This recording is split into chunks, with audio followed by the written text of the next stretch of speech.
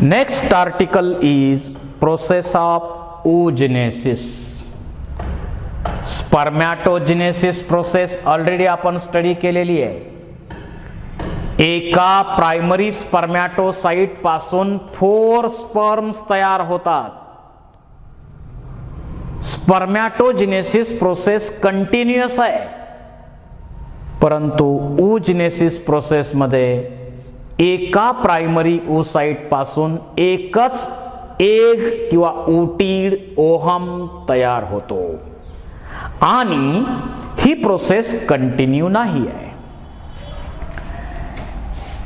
Foetal life जे आहे फिमेलचं,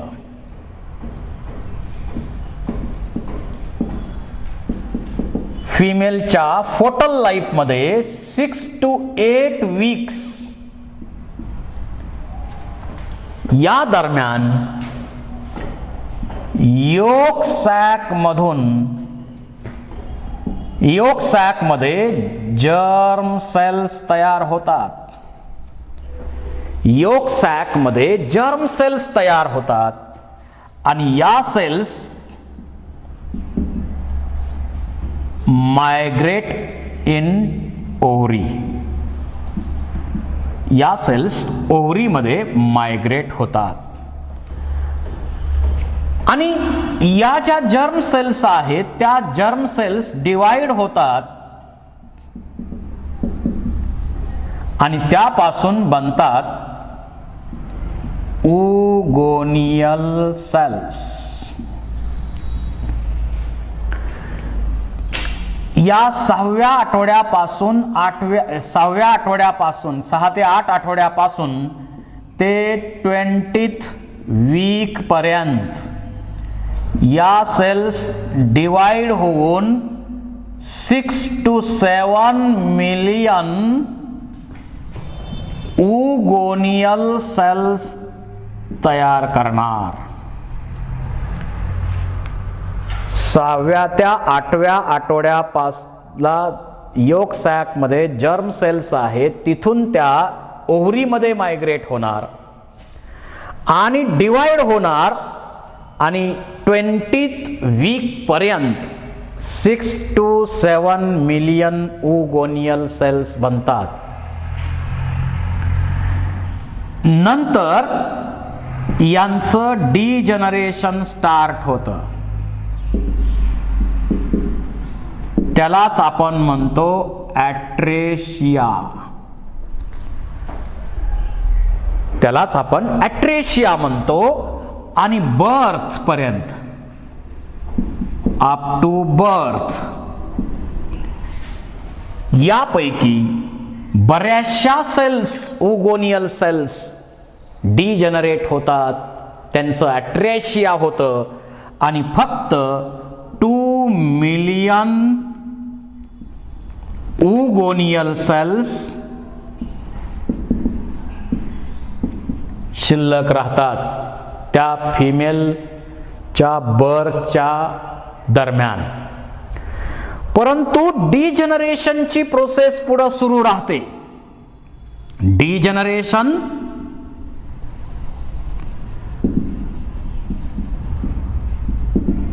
continue राहतं आणि प्युबर्टी पिरियडला सेक्शुअल मॅच्युरिटीच्या वेळी 10 ते 14 वर्षाच्या दरम्यानचा काळ, या दरम्यान फक्त 60,000 to 80,000 oogonial सेल्स शिल्लक राहतात आणि या सेल्स आता oogonial सेल्स ज्या आहेत, या oogonial सेल्स या 60,000 ते 80,000 oogonial सेल्स प्युबर्टी पिरियड पासून पुढं दर महिन्याला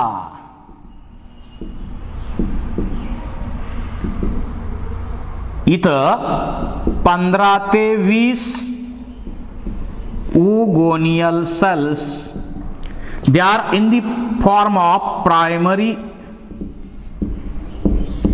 oocyte, ग्रो होतात आणि 7व्या दिवसापासून 1 attain मॅच्युरिटी, एकच त्यातलं मॅच्युरिटी अटेंड करणार. दर महिन्याला 15-20 ओगोनियल सेल्स ग्रो होतात. 7 दिवसानंतर एकच त्यातलं मॅच्युरिटी अटेंड करणार आणि पुढचं फॉलिक्युलर डेव्हलपमेंट जे आहे त्याच्यामध्ये पुढच्या स्टेजेस होतात. तर हे बेसिक आपल्याला यामध्ये माहीत असलं पाहिजे. हे बेसिक आपल्याला माहीत पाहिजे. आता सुरुवातीला एम्ब्रियोनिक कंडिशन मध्ये असतात ओगोनियल सेल्स.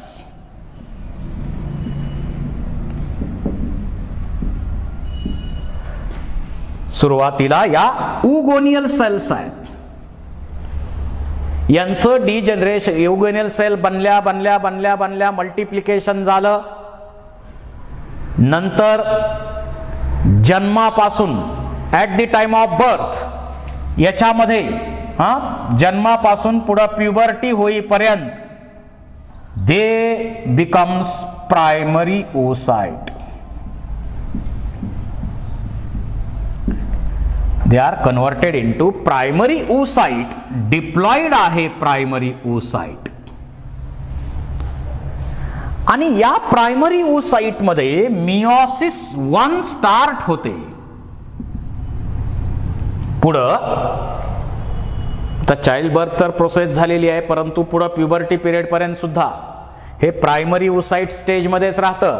पण प्रायमरी oocyte जे आहे ते पुढं कोणत्या स्टेज मध्ये राहतं? दे प्रायमरी oocyte अंडरगो मियोसिस. त्या but it is arrested in diplotene of prophase first. Prophase first ची जी डिप्लोटीन फेज आहे त्या दरम्यान हे अरेस्टेड फेज मध्ये असतं प्रायमरी oocyte. त्यानंतर ज्यावेळी फॉलिक्युलर डेव्हलपमेंट सुरू असते,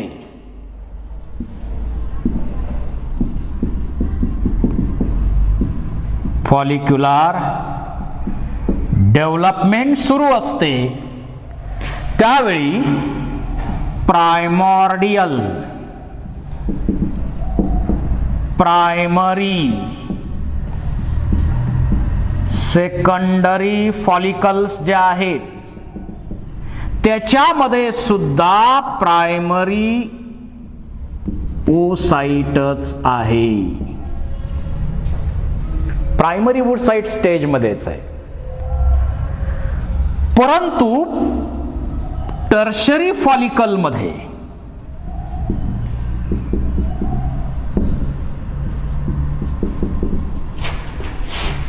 ओव्ह्युलेशन बिफोर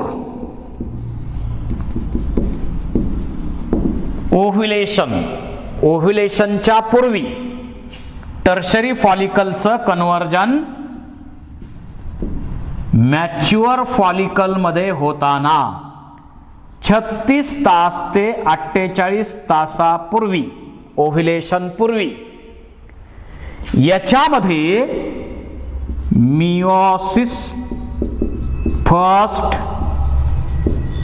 कंप्लीट होते. आणि याच्यामध्ये काय तयार होतं तर एक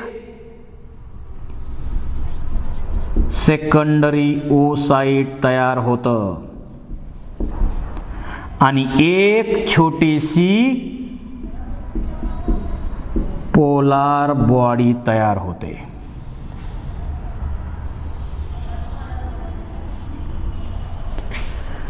पोलार बॉडी मध्ये सायटोप्लाझम नाही, फक्त न्यूक्लियस आहे. नॉन फंक्शनल आहे बॉडी. एक सेकंडरी oocyte तयार होतं. मियोसिस 1 कंप्लीट होते, परंतु but this secondary oocyte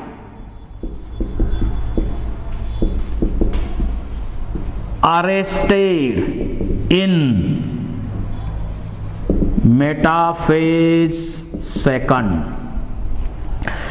ovulation पूर्वी 36 ते 48 तासाच्या दरम्यान, म्हणजे टर्शरी फॉलिकल पासून मॅच्युअर फॉलिकल, ग्राफियन फॉलिकल बनताना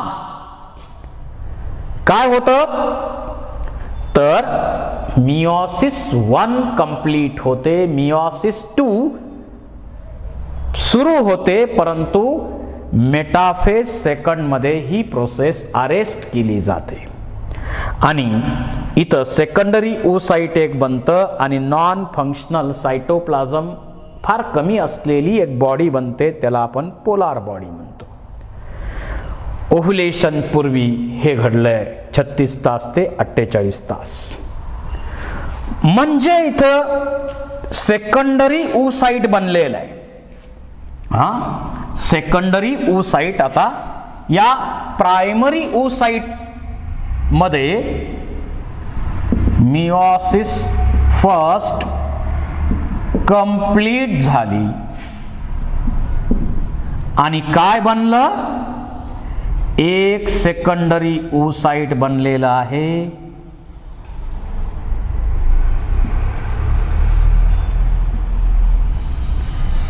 एक सेकंडरी oocyte बनलेला आहे आणि ही फर्स्ट पोलार बॉडी आपण त्याला म्हणू.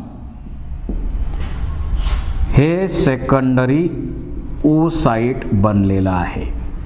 अजून फिमेल गॅमेट ओहम किंवा एग याला म्हणू शकत नाही आपण, कारण मियोसिस डिव्हिजन कंप्लीट नाही. तर प्रायमरी oocyte चं कन्वर्जन सेकंडरी oocyte मध्ये ओव्ह्युलेशन पूर्वी 36 ते 48 तास जे आहेत त्या दरम्यान होतं आणि पुन्हा हे कशामध्ये अरेस्ट केलंय secondary oocyte, arrested in metaphase second मध्ये हे अरेस्ट केलं जातं. आणि ओजेनेसिसच्या या प्रोसेसमध्ये ओगोनियल सेल पासून प्रायमरी oocyte आणि प्रायमरी oocyte पासून सेकंडरी oocyte बनत आहे एकच. आणि ज्यावेळी स्पर्म टच करतो at the time of entry of, आता ओव्ह्युलेशन होणार, हे ॲम्पुलामध्ये जाऊन थांबणार सेकंडरी oocyte, आणि ज्यावेळी स्पर्म एंट्री करतो at the time of entry of sperm,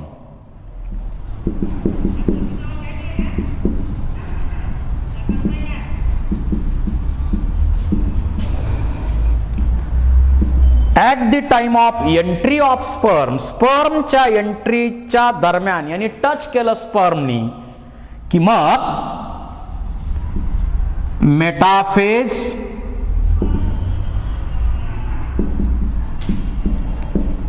promoting factor कमी होणार, इनिबिट होणार आणि ॲनाफेज प्रोमोटिंग फॅक्टर प्रोमोट केला जाईल आणि त्याच्यामुळं मियोसिस सेकंड कंप्लीट होणार. At the time of entry of sperm, meiosis second is completed and this becomes now oocyte किंवा त्याला आता आपण म्हणू शकतो ओहम. आता याला आपण ओहम म्हणतोय आणि सेकंड मियोटिक डिव्हिजन झाल्यामुळं इथं आणखी एक पोलार बॉडी तयार झालेली आहे. आता पहिली पोलार बॉडी पण डिवाइड होऊ शकते, it may or may not be, आणि जर डिवाइड झाली तर मग दोन 2 to 3 polar bodies are formed. एक सेकंडरी oocyte आणि 2 ते 3 पोलार बॉडीज इथं बनतात. म्हणजे मिओसिसचा जो रूल आहे तो फॉलो केला का? केला. एका सेलमध्ये मिओसिस झाल्यानंतर 4 हॅप्लॉइड सेल बनवायच्या असतात. 3 पोलार बॉडीज आणि 1 ओहम बनलं की नाही? बनलेलं आहे. परंतु आपल्याला एकच ओहम बनवायचंय फंक्शनल, कारण एका वेळी एकच बेबी निर्माण व्हायला पाहिजे. जर 4ही हे ओहम फंक्शनल राहिले असते तर एका वेळी 4, किमान 4. एका वेळी 1 आहे तर जगाच्या पॉप्युलेशनची अवस्था बघा. एका वेळी 4 म्हटल्यावर जगाचं पॉप्युलेशन काय झालं असतं त्याविषयी न बोललेलं बरं. तर अशा प्रकारे oogenesisची प्रोसेस होते. पुन्हा एकदा शॉर्ट मध्ये आपण ड्रॉ करू ही प्रोसेस. एम्ब्रॉनिक कंडिशन मध्ये असताना या बनतात ओगोनियल सेल्स, आणि या ओगोनियल सेल्स पासून नंतर बनणार प्रायमरी oocyte.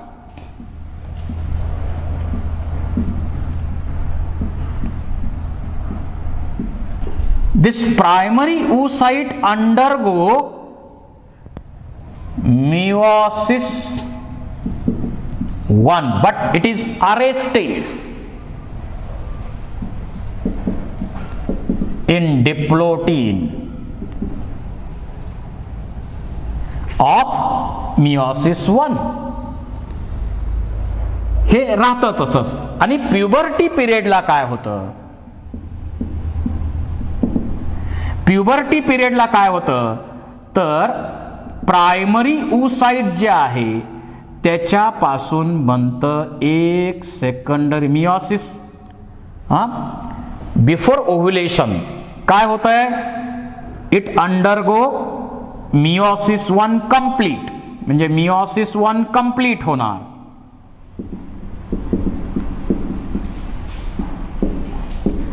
आणि मेटाफेज सेकंड मध्ये अरेस्ट केलं जाईल.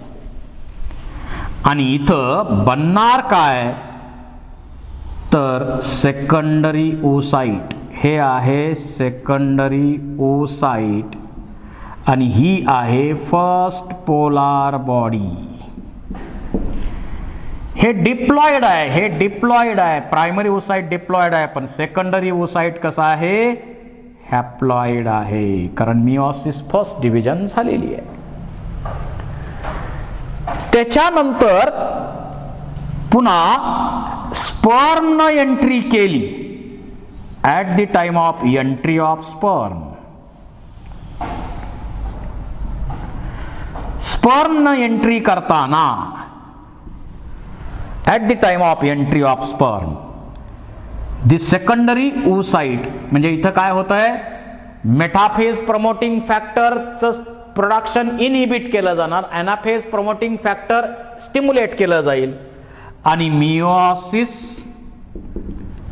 सेकंड कंप्लीट होईल स्पर्मचे एंट्रीच्या दरम्यान. आणि 2 ते 3 पोलार बॉडीज बनतात आणि हे बनणार ओटीड, ज्याला आपण एग आत्ता म्हणू शकतो. तर एका ओगोनियल सेल पासून प्रायमरी oocyte, एका प्रायमरी oocyte पासून एकच एग बनलेलं आहे. राहिलेल्या नॉन फंक्शनल 3 पोलार बॉडीज आहेत ज्यांच्यामध्ये सायटोप्लाझम नाही आहे फारसा. This is about process of oogenesis. Thank you very much.